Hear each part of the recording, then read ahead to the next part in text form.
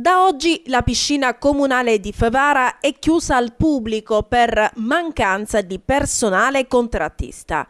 Sarebbe questa la motivazione che ha indotto i responsabili della struttura a disporre il fermo delle attività nell'impianto natatorio.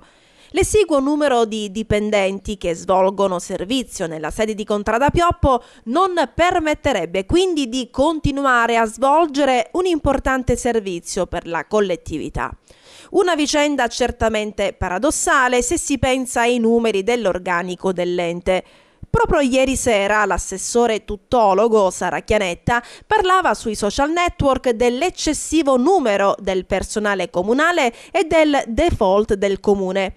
Abbiamo 500 dipendenti, scriveva, quando in pianta organica ne sono previsti 180.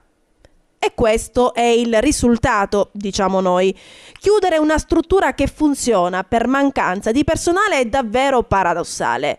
Il sindaco, l'assessore comunale al personale, l'assessore tuttologo sono davvero consapevoli di avere a disposizione potenziali forze lavoro paragonabili forse solo alle grandi città metropolitane?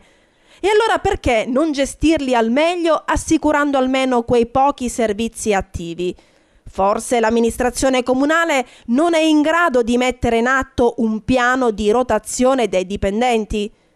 L'incapacità gestionale del comune ricade sempre sui cittadini che pagano profumatamente le tasse, aumentate al massimo dall'amministrazione Manganella, per non avere poi i servizi. La cosa che ancora fa più rabbia è che la piscina non serve solo a chi vuole tenersi in forma, ma anche e soprattutto a quanti la usano per scopi terapeutici, costretti adesso a spostarsi fuori con tutti i rischi e i maggiori costi che ne derivano. Ma siamo fiduciosi in una positiva risoluzione del problema. Per oggi infatti è attesa una risposta da Roma sul futuro occupazionale dei 69 precari del comune. Se dal Viminale arriva l'ok, da domani l'impianto potrebbe riaprire.